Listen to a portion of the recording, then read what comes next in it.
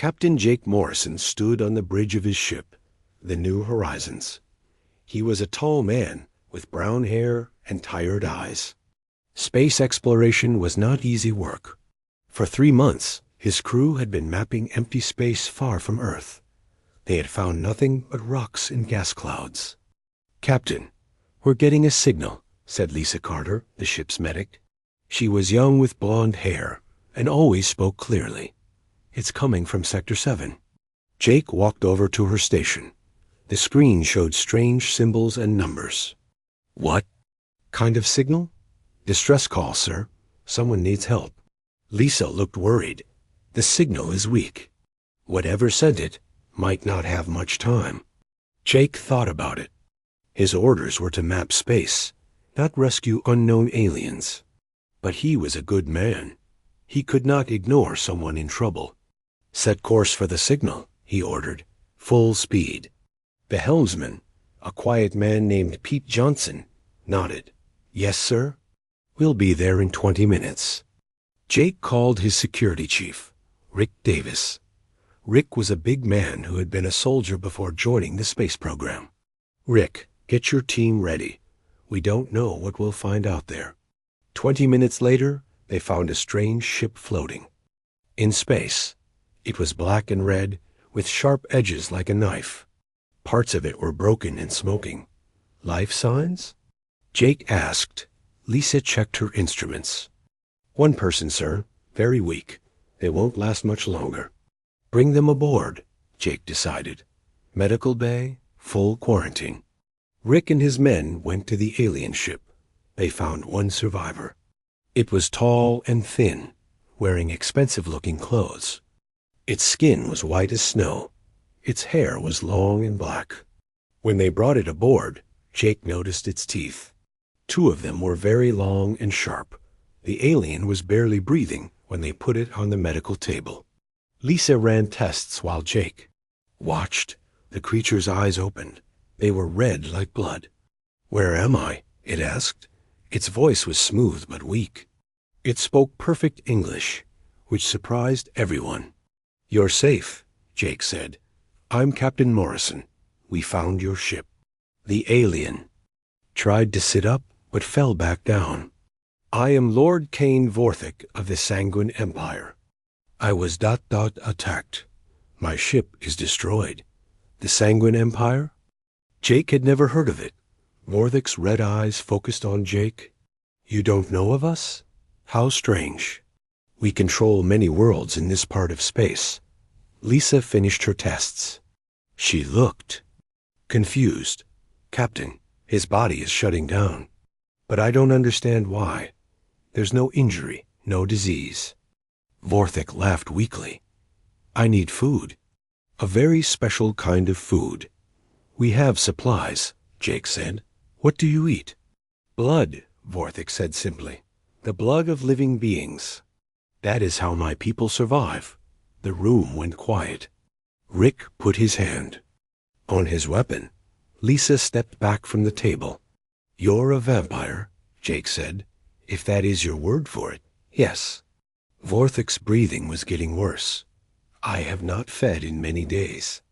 I will die soon without blood." Jake looked at his crew. They all seemed scared. He understood why. But the alien was dying. "What happens if we don't help you?" Jake asked. "Then I die here on your ship, and you learn nothing about the empire that surrounds your little world." Lisa spoke up.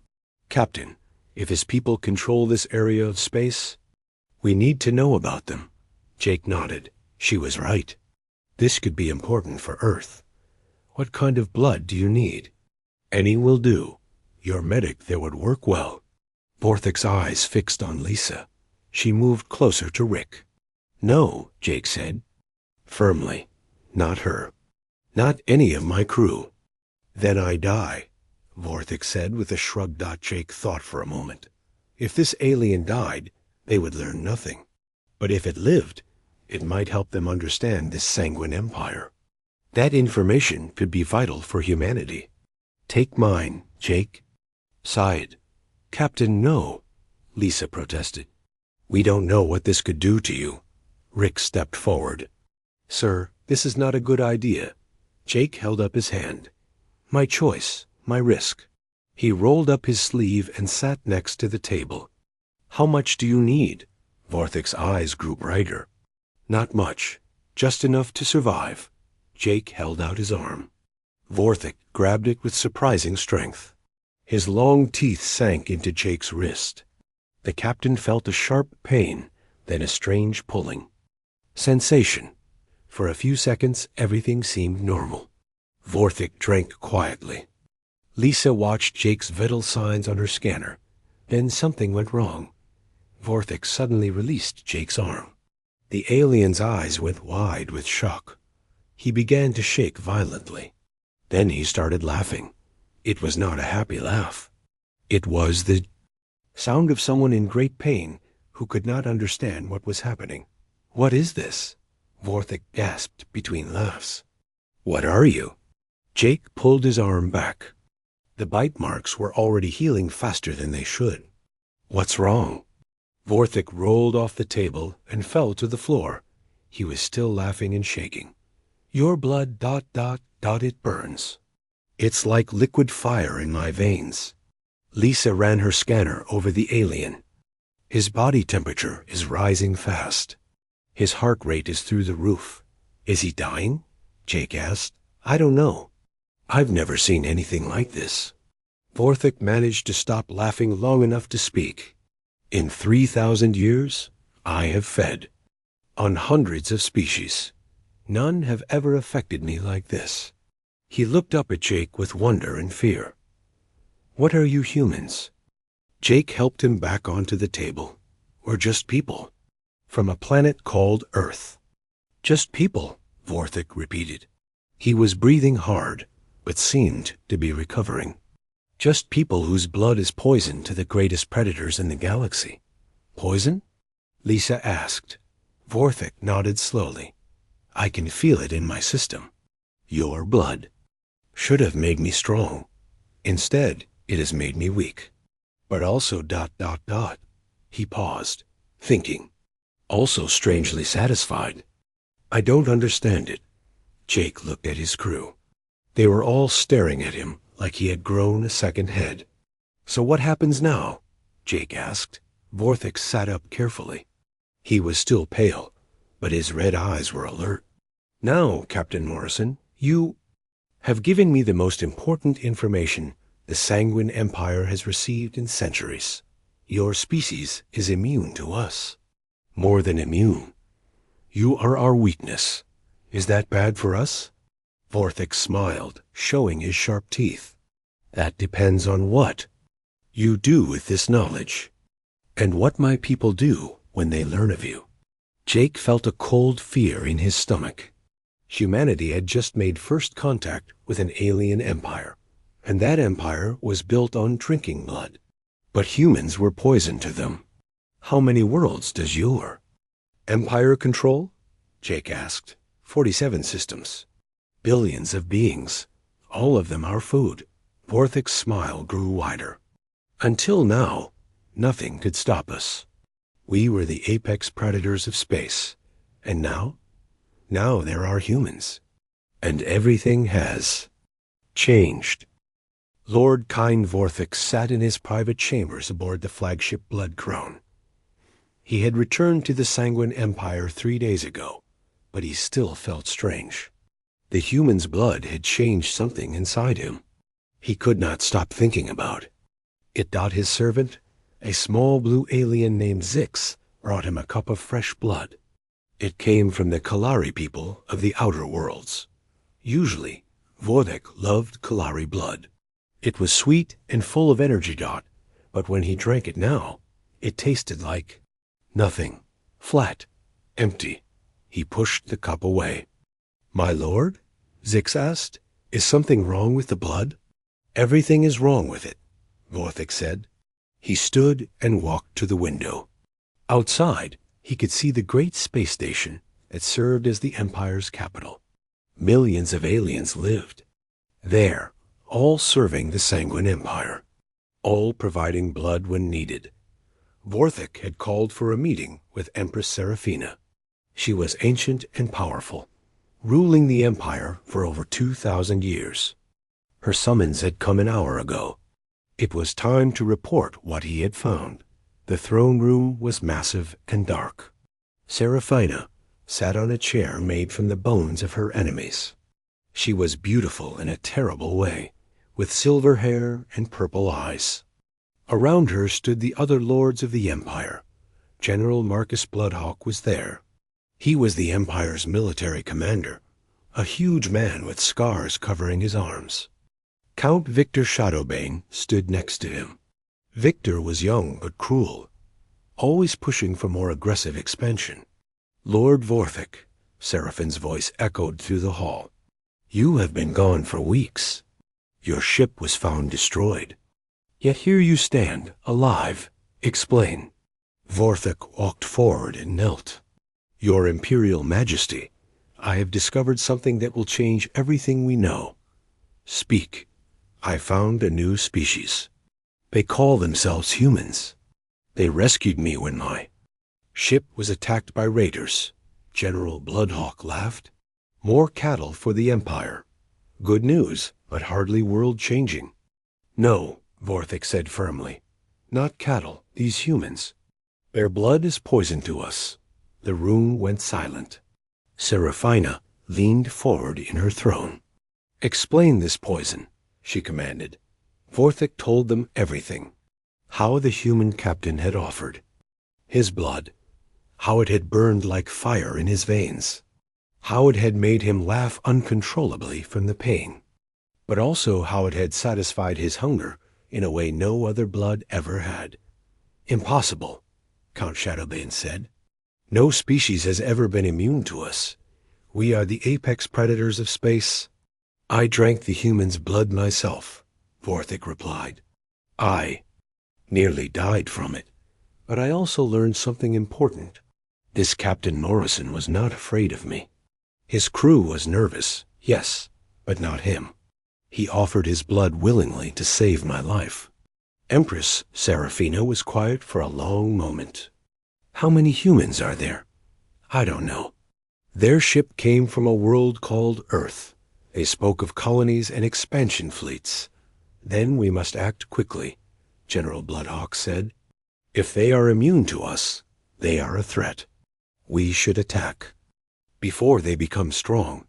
Yes, Count Shadowbane agreed. Destroy them before they can spread this immunity to other species. But Vorthik shook his head. Your Majesty, I believe that would be a mistake. These humans could be valuable allies.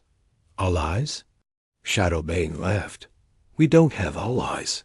We have food, and we have servants. The human saved my life, Vorthik said. He could have let me die. Instead, he risked himself to help me. That shows something we rarely see in our food species. It shows stupidity, Bloodhawk growled. Seraphina raised her hand for silence. Tell me more about their military capabilities. Unknown. Their ship was small, designed for exploration. But if their blood affects all of us the same way, Vorthik paused. They could coat their weapons with it. Their soldiers could fight us in close combat without fear. The Empress nodded slowly. A species immune to our primary advantage. This is indeed troubling news. Over the next few days, Vorthik found himself unable to feed properly. Every blood source tasted wrong. He grew weaker and more frustrated. The human's blood had ruined his ability to enjoy any other food. Meanwhile, Count Shadowbane was gathering support for a military strike against humanity. He met with other young lords who wanted to expand the empire through force. These humans are an abomination, Shadowbane told his followers. They threaten the natural order. We have ruled this galaxy for millennia because we are the superior. Predators. If other species learn that immunity is possible, they might rebel. General Bloodhawk was more careful in his planning. He sent scout ships to find this Earth world. He wanted to know how many humans there were, and how well defended their planets might be, but Vorthik had his own plans. He requested permission to return to human space for diplomatic contact. The Empress agreed, curious about these strange beings. "Learn everything you can," she commanded. "Their numbers, their technology, their weaknesses. If they truly are immune to us, we need to understand why." Vorthik prepared his fastest ship, the Crimson Shadow. He chose a small crew of his most trusted soldiers. But he also did something unusual. He brought gifts instead of weapons as his. Ship approached the edge of human space. They intercepted a distress signal. A small trading station was under attack. Vorthik recognized the attackers immediately. They were General Bloodhawk's ships. The trading station was home to a peaceful species called the Thurin. They were small, furry creatures who traded goods throughout the galaxy. They had been providing blood tribute to the Empire for over a century. Vorthik watched on his screen as Bloodhawk's ships surrounded the station. Soldiers were boarding to collect their tribute. But something went wrong. The Thurin were fighting back. "My lord," his first officer said, "should we assist the general?" Vorthik was about to say yes when another ship appeared. It was human. The same design as Captain Morrison's vessel, but larger. Armed. The human ship moved between Bloodhawk's forces and the trading station. A voice came over the communication system. "This is Captain Susan Price of the human vessel Guardian. You are attacking peaceful traders. Withdraw immediately." General Bloodhawk's response was predictable. "Humans. How convenient. I was hoping to test your immunity myself." What happened next shocked Vorthik. The human ship did not run. It did not try to negotiate. It attacked, but this was not ordinary combat. When Bloodhawk's soldiers boarded the human ship, they began falling unconscious within minutes. The humans had somehow weaponized their own blood. They coated their hallways with it. They put it on their blades and bullets. Vorthik watched as the most feared general in the Sanguine Empire retreated in confusion and fear. 3 of his best ships were disabled. Dozens of his elite soldiers were unconscious or dead from blood poisoning. The human captain contacted the trading station. "This is Captain Price.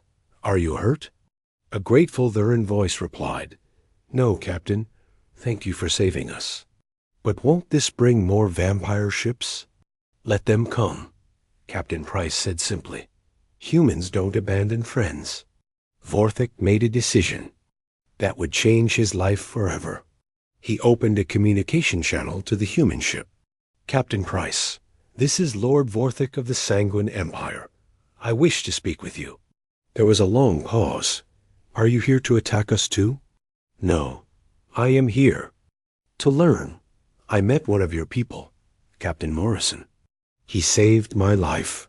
Another pause. "Jake Morrison? Yes, I owe him a debt. And I believe our peoples need to talk before this war goes too far." Captain Price agreed to meet on the neutral trading station. When Vorthik saw her, he was surprised.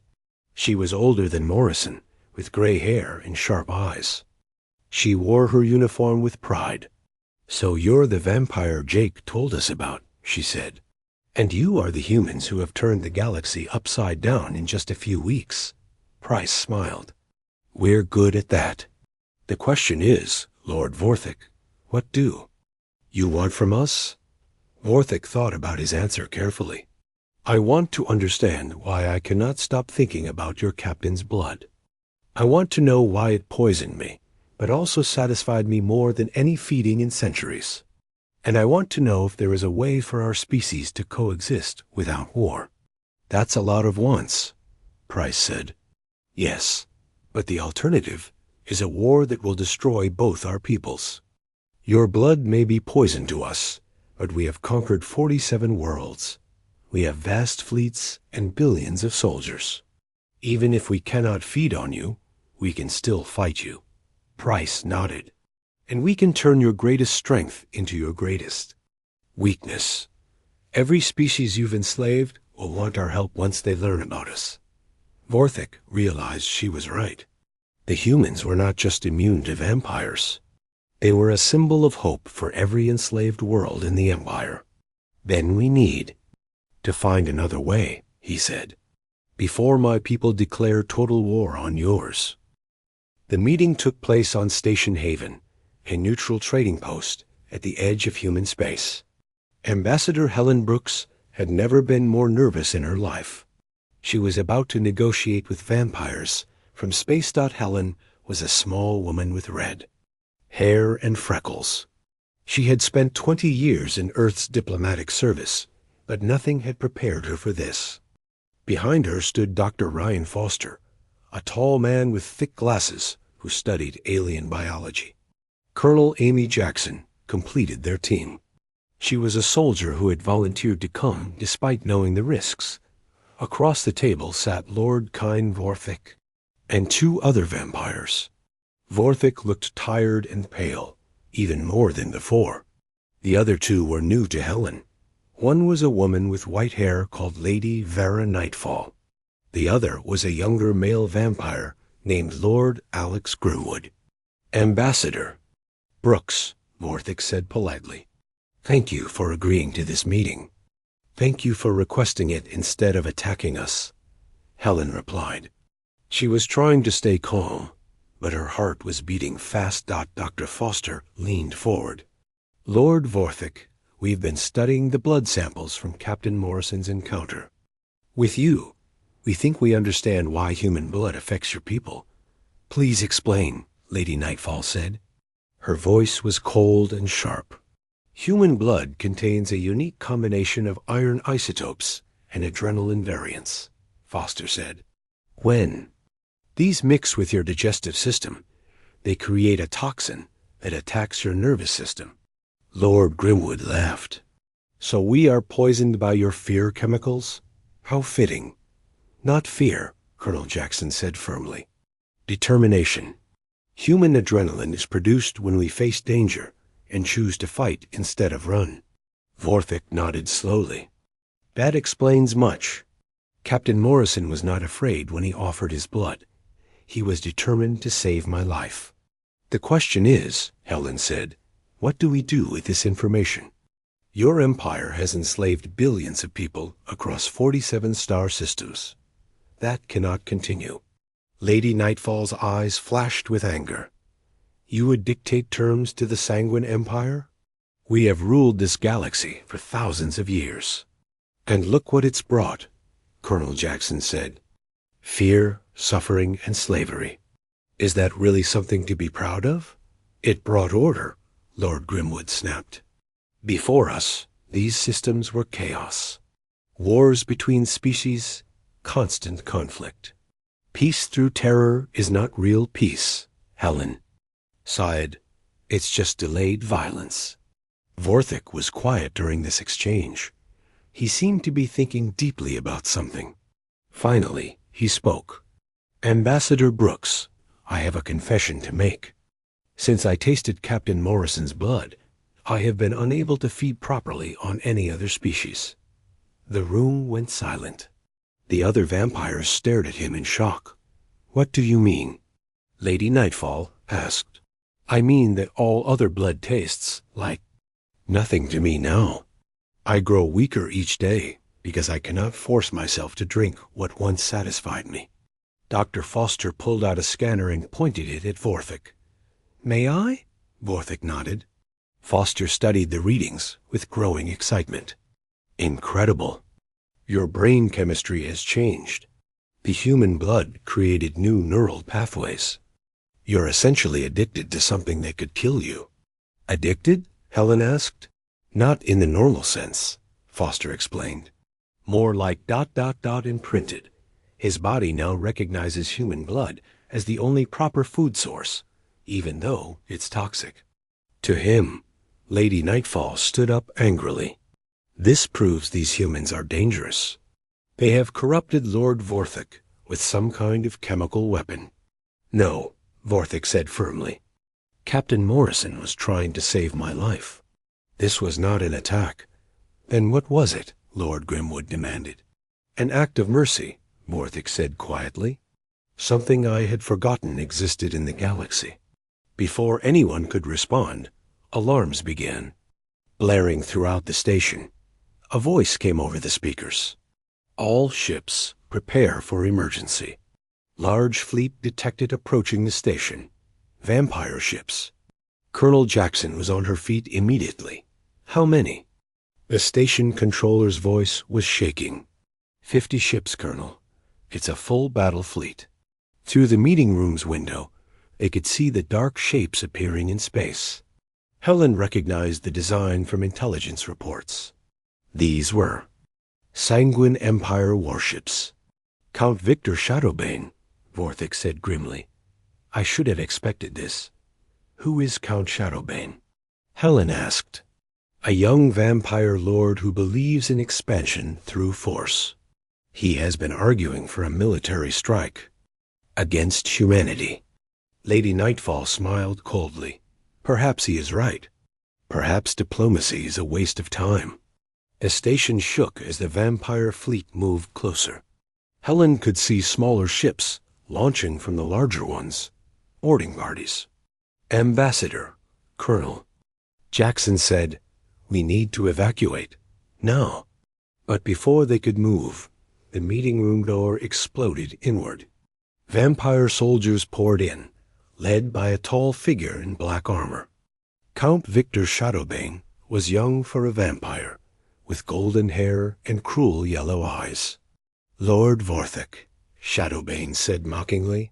How disappointing to find you here, talking with cattle instead of preparing them for slaughter. These are diplomatic. Guests under my protection, Vorthik replied, standing up.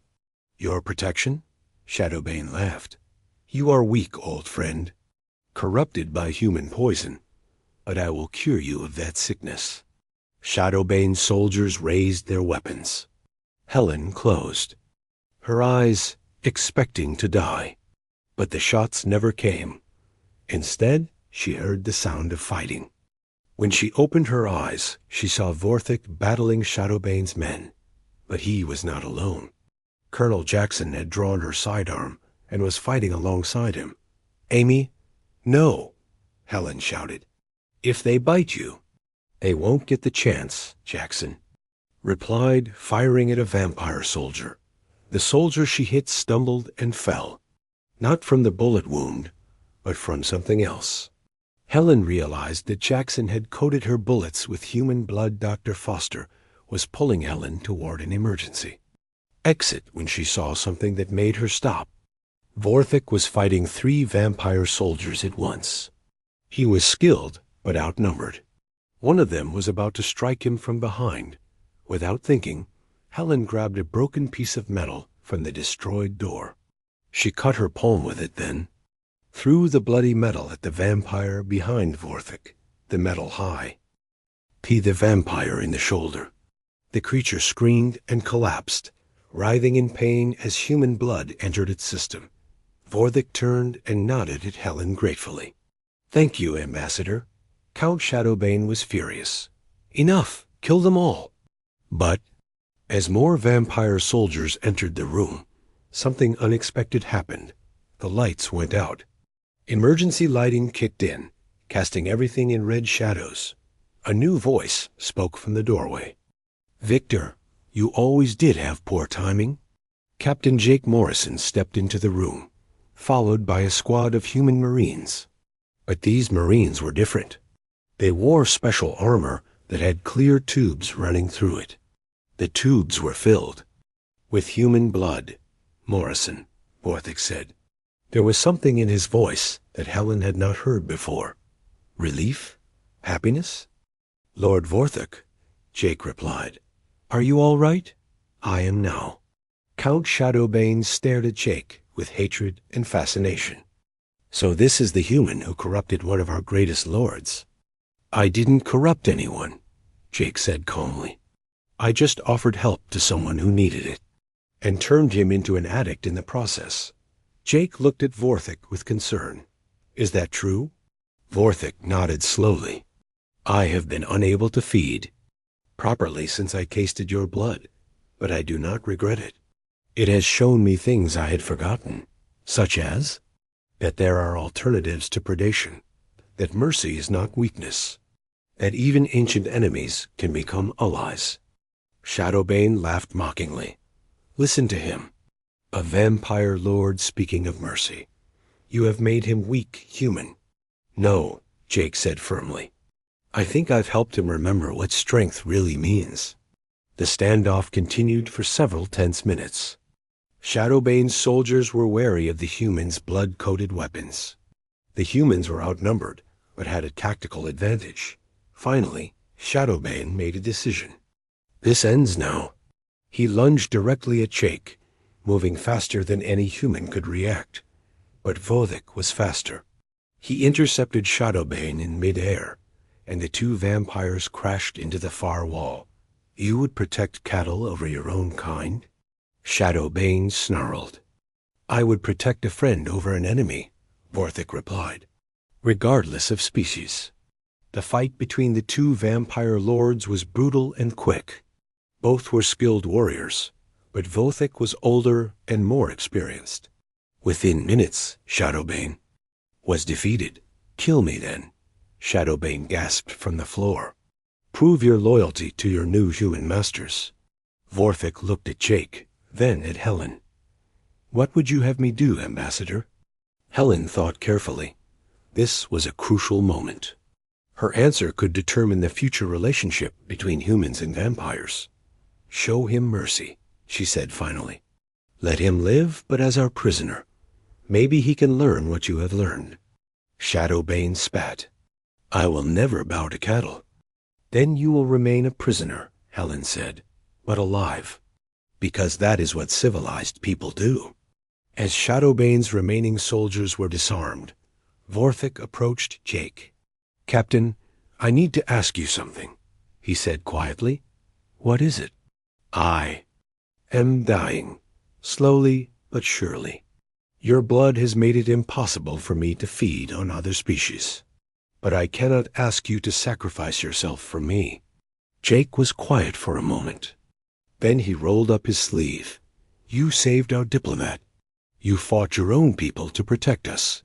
That makes you family now. Jake, no, Helen protested. We don't know what repeated exposure could do to you. Only one way to find out, Jake said. He held out his arm to Vorthik. But this time, we do it right. With medical supervision and safety protocols. Vorthik stared at the offered arm. You would trust me again? After seeing what it did to me before? Lord Vorthik, Jake said with a smile. Trust is what friends do. 6 months had passed since the meeting at Station Haven. Captain Jake Morrison sat in the medical bay of the research station New Dawn, watching Dr. Ryan Foster work with vampire blood samples. The station floated in neutral space, a joint project between humans and progressive vampires. The synthetic compound is working better than we hoped, Foster said, adjusting his equipment. When we mix human blood with these proteins, it becomes safe for vampires to drink while still providing the nutrition they need. Jake rolled up his sleeve for another blood donation. This had become routine.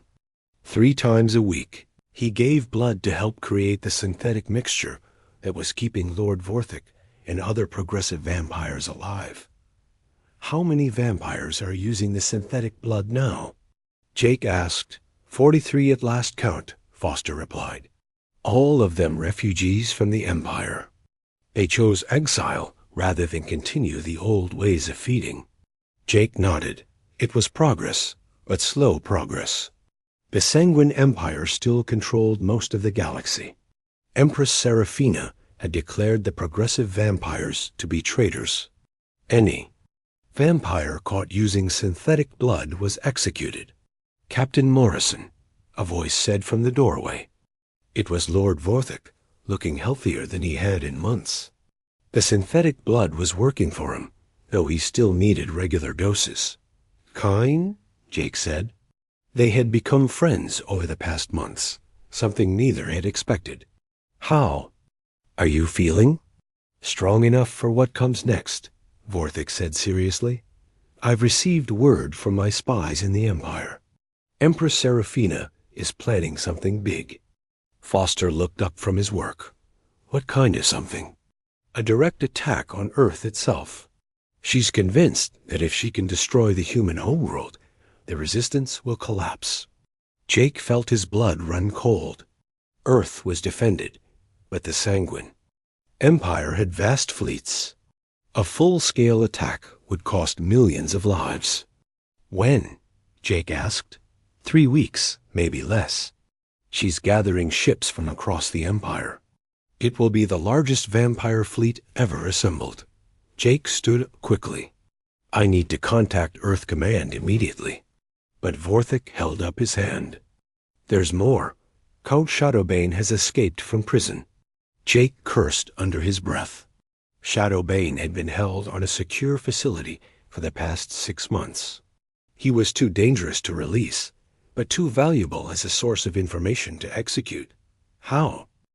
IP, Empress Seraphine's flagship, was surrounded by smaller vessels. A battle was raging between the vampires themselves. Jake's device chimed one more time. This message was from Count Shadowbane, of all people. Morrison, the message read, You have destroyed us, but perhaps that is what we needed. The old ways are ending. If you truly believe in mercy over vengeance, meet me at the coordinates I'm sending. There is something you need to see. Jake looked at Admiral Stone. I have to go. Absolutely not, she said firmly. It's obviously a trap. Maybe, but if there's a chance to end this war without more bloodshed, I have to try. Stone studied his face for a long moment. You're as crazy as the vampires say you are. Probably, Jake agreed. But that's what makes us human. Jake Morrison's ship approached the coordinates that Count Shadowbane had sent. What he found there surprised him. Instead of a trap, he saw the wreckage of the Vampire Empire's greatest flagship. The Blood Crown was broken in half, floating. Dead in space. Life signs detected, his pilot reported. Very weak, only a few survivors. Jake suited up and took a small team across to the destroyed ship. They found Count Shadowbane in what used to be the throne room. He was sitting among the wreckage, holding something in his arms. It was Empress Seraphina. The ancient ruler of the Vampire Empire was dying. Morrison, Shadowbane said without looking up. You came. I wasn't sure you would. What happened here? Jake asked, keeping his weapon ready, but not aimed. Revolution, Shadowbane said simply. When the synthetic blood reached our fleet, everything changed. Vampires who had tasted it could no longer fight effectively. They were weak, confused, but also aware. Jake moved closer. Seraphine's purple eyes opened and focused on him. They, human, she whispered, the one who started all of this. Your Majesty, Jake said respectfully. Even dying, she was still an empress. I have ruled for 2,000 years, she continued weakly. I built an empire that spanned the galaxy. I turned my people into the greatest predators in space. Yes, Jake said, you did. And you destroyed it all with a single act of kindness. Shadowbane laughed bitterly. She's right. When you offered your blood to save Vorthik, you set off a chain reaction that has brought down the Sanguine Empire. Jake looked around at the destruction. Is that what you wanted? To see your empire fall? I wanted to see us win, Shadowbane replied. But when I tasted the synthetic blood myself, I understood what Vorthik had been trying to tell us. We were never the apex predators we thought we were. We were parasites. Seraphina coughed, and Jake could see she had only minutes left to live. There is something you must know, she said to Jake. The Empire is not just military ships and conquered worlds. There are billions of vampires throughout the galaxy. Civilians, families, children. When this civil war ends, they will be lost. Without leadership. What are you asking me? Jake said. Help them, she whispered. Not as their master, but as their guide. Show them how to live without predation. Shadowbane gently closed Seraphine's eyes as she died. The last empress of the Sanguine Empire was gone. She was a monster, Shadowbane said quietly. But she was also my mother, the only family I had left.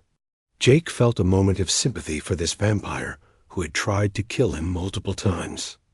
I'm sorry for your loss. Shadowbane stood up, still holding Seraphine's body. You should not be sorry. You freed us from something we never realized was a prison. Over the next several hours, Jake learned the full scope of what had happened. The synthetic blood had not just affected the attack fleet. It had spread throughout the entire vampire empire through their distribution network. Millions of vampires had been exposed to it. The effects were dramatic. Vampires who had consumed the synthetic blood found themselves unable to feed on their traditional prey. But more than that, they began to experience something they had never felt before. Empathy for the species they had been feeding on. Lord Vorthik arrived at the wreckage site with a fleet of refugee ships. He found Jake in the ruins of the throne room, sitting across from Count Shadowbane.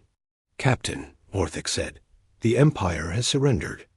What's left of their military forces have agreed to a ceasefire. And the enslaved worlds? Free. Many of them are asking for human protection while they rebuild their societies. Jake nodded. It was what they had hoped for, but the reality was overwhelming. Humanity had suddenly become responsible for dozens of star systems and billions of former slaves. There's something else, Vorthik continued. The synthetic blood has had an unexpected side effect. Vampires who use it are beginning to form a symbiotic relationship with their human donors. What kind of relationship? Dr. Foster's voice came over the communication system. Captain, you need to see this. We've been monitoring the vampires who have been using synthetic blood made from your donation specifically. Jake activated his personal scanner and ran it over his own body. The readings made him gasp. My cellular regeneration rate has increased by 300%, he said. My immune system is operating at superhuman levels. The vampire saliva contains healing compounds, Foster explained. When Vorthik fed on you repeatedly, it created a biological bond. You're becoming something new. Not human, not vampire, but something in between. Shadowbane looked up with interest. A hybrid? More like a symbiont, Foster corrected. Jake can still live without vampire contact, but his body now produces chemicals that vampires need to survive. And vampire saliva enhances human healing. And longevity. Jake thought about the implications. So we're becoming dependent on each other. Not dependent, Vorthik said. Partners. Equals in a relationship that benefits both species. Over the following months, Jake found himself at the center of a new kind of civilization. Human colonies began accepting vampire refugees. In return, vampires provided advanced technology and protection from other threats in space. The process wasn't always smooth. Many humans were still afraid of vampires, even reformed ones. And some vampires struggled with the change from predator to partner. But slowly, a new society began to emerge. Mixed communities where humans and vampires lived together. Children of both species learning about cooperation instead of predation. Jake established his headquarters on New Haven, a planet that had once been a vampire stronghold, but was now a refugee center. His office overlooked a city where humans and vampires worked side by side. Lord Vorthik had become his closest advisor and friend. The vampire lord had changed dramatically over the past year. He was no longer the cold predator Jake had first met. He laughed more often, showed genuine concern for others, and had even started a school for young vampires to learn human value. Count Shadowbane had surprised everyone by becoming one of the most effective advocates for vampire reform. His guilt over his past actions drove him to work tirelessly helping other vampires adjust to their new lives. One evening, Jake was in his office reviewing reports when Vorthik knocked on his door. "Captain, do you have a moment?" "Always," Jake said, gesturing to a chair. "What's on your mind?" Vorthik sat down but seemed nervous. "I need to ask you something important." "Go ahead." "The synthetic blood program is working well throughout the former empire. Millions of vampires are now using it successfully. But there's a problem." Jake frowned. "What kind of problem?" "It's me," Vorthik said quietly. "The synthetic blood made from other humans works for most vampires. But I can only properly feed on blood that comes from you specifically." Jake had suspected this might be the case. His regular donations to Vorthik had continued even after the war ended. "The biological bond between us has become stronger over time," Vorthik continued. "I am, quite literally, dependent on you for survival. And that bothers you?" "It terrifies me," Vorthik admitted. "For 3,000 years, I was independent. I needed no one. Now, I cannot survive without regular contact with one specific human." Jake leaned back in his chair. "Kane, you've been my closest friend and ally for over a year. Do you really think I would abandon you now? Friends can change their minds. Friends can die. What happens to me then?" Jake was quiet for a moment. Then he rolled up his sleeve and held out his arm. "Then feed." Vorthik stared at the offered arm. "Just like that?" "Just like that." "You're not my prisoner, Kane. You're my partner. This bond we have, it goes both ways. I need you as much as you need me." "How can you say that?" "You're human. You don't need vampire blood to survive." Jake smiled. "No, but I need something more important. I need to know that the galaxy is becoming a better place. I need to know that former enemies can become family. And I need to know that what we've built here will last." Vorthik carefully took Jake's arm and bit gently into his wrist. The feeding was different now than it had been in the beginning. There was no violence, no fear. Just two friends sharing what they needed to survive. "Jake," Vorthik said after he had finished feeding, "there's something else I need to tell you." "What's that?" "The bond between us is affecting more than just our biology. I can sense your emotions sometimes, your thoughts, and I believe you can sense mine." Jake nodded. He had noticed this too, but hadn't wanted to mention it. "Does that bother you?" First, yes, but now ... double quotes, Vorthik paused. "Now I find it comforting. For the first time in my long life, I am not alone in my own mind." "Neither am I," Jake said. "And you know what? I'm grateful for that." They sat in comfortable silence for a while, watching the sun set over New Haven. In the distance, they could see human and vampire children playing together in the park. "Do you think this will work long term?" Vorthik asked. "This new society we're building? I think it has to work," Jake replied, "because the alternative is going back to the old ways. And neither of our species can survive that. And if other vampires become as dependent on specific humans as I am on you," Jake smiled, "then we'll have the strongest alliance in galactic history. Not based on fear or conquest, but on mutual need and genuine friendship." Vorthik looked at his friend with something that might have been love. Not romantic love, but the deep affection between two people who had saved each other's lives and souls. "Jake, I have one more request. Anything. Promise me you won't leave, even when this gets difficult. Even when other humans question what we're doing. Even when the galaxy tries to tear apart what we've built." Jake looked into his friends, red eyes, and saw not a predator, but a person who had learned to choose love over hunger. "Kane, I'm not going anywhere. We're family now. Human, vampire, whatever we're becoming, we're in this together." Vorthik smiled, showing teeth that were no longer weapons, but symbols of trust. "Thank you, my friend, for saving my life, for saving my soul, for showing me that even monsters can choose to become something better. Thank you for teaching me that sometimes the most important battles are won not with weapons, but with open hands and offered friendship. As night fell over New Haven, the two friends continued their conversation. In the city below, millions of humans and vampires lived and worked together, building something the galaxy had never seen before. The age of predation was over. The age of partnership had begun, and at the center of it all was a simple truth that had changed everything.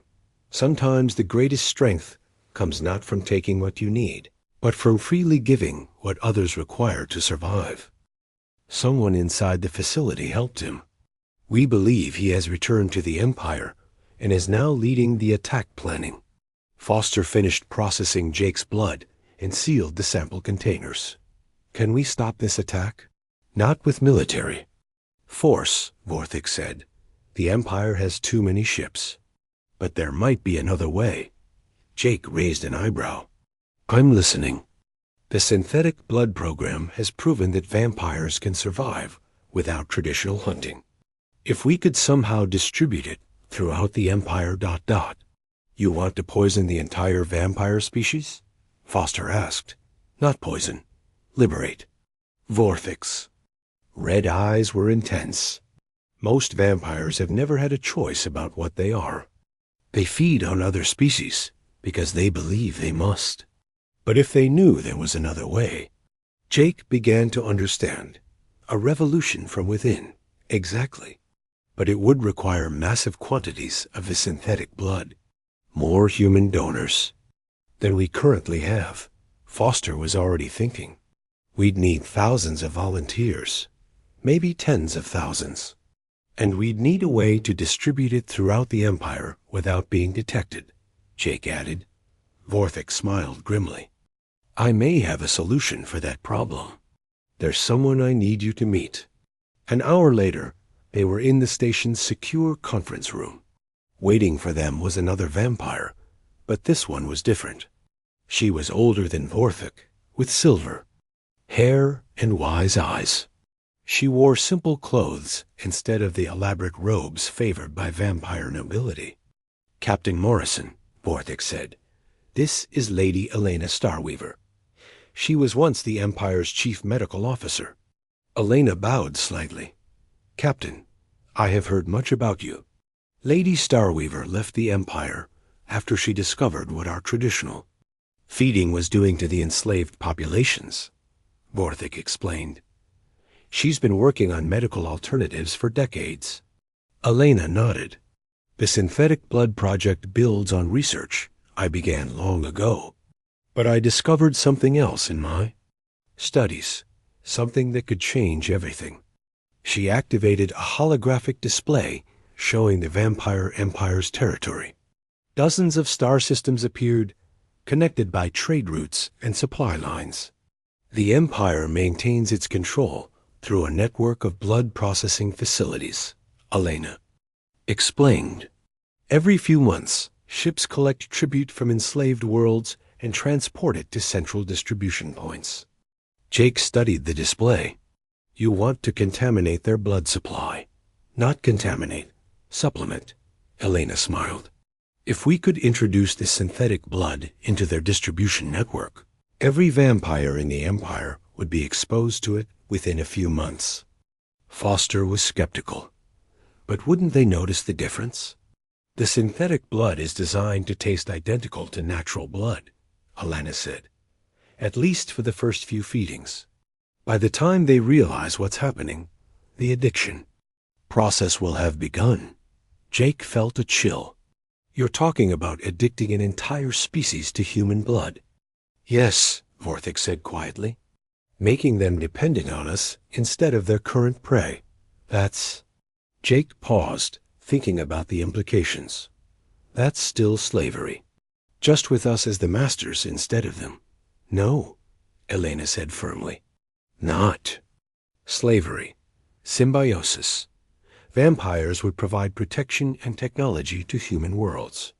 Humans would provide blood donations and medical care. Both species benefit. Foster was running calculations on his tablet. The amount of human blood needed would be enormous. We'd need millions of volunteers. Then we asked for volunteers, Jake said simply. We explained the situation and let people choose. And if they refuse? Vorthik asked. Then they refuse. We don't force anyone to give blood. That would make us no better than the Empire.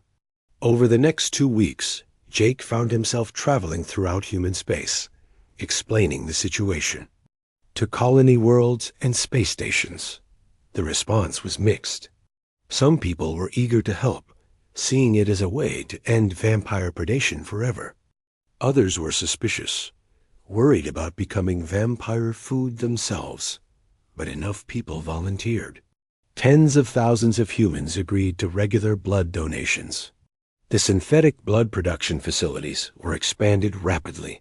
Meanwhile, Vorthok and Elena worked with vampire refugees to plan the infiltration of the Empire's blood distribution network. It would be dangerous. If they were caught, they would face execution as traitors. The plan was set in motion just days before Empress Seraphon's fleet was scheduled to attack Earth. Vampire infiltrators, all of them refugees who had been using synthetic blood for months, returned to Empire space with containers of the enhanced blood mixture. Jake waited on Earth at the planet's orbital defense station. Admiral Patricia Stone, Earth's military commander, stood beside him watching the long-range sensors. Vampire fleet detected at the edge of the system, a technician reported. Over 300 ships. Jake felt his stomach clench. Even with their blood-based weapons, humans couldn't fight that many vampires at once. Any word from our infiltrators? Admiral Stone asked. Jake checked his communication device. Nothing yet. The vampire fleet moved closer to Earth. Jake could see them on the main display now, dark shapes against the stars. Each ship carried hundreds of vampire soldiers. Fleet is taking attack positions, the technician reported. They'll be in weapons range in 30 minutes. Jake's device finally chimed. A message from Vorthik, who was with the vampire infiltrators. Distribution complete. Enhanced blood has been introduced to flagship and command vessels. Effects should begin within hours. Hours? Admiral Stone asked when Jake told her. We don't have hours. They'll attack long before then. Jake stared at the approaching fleet.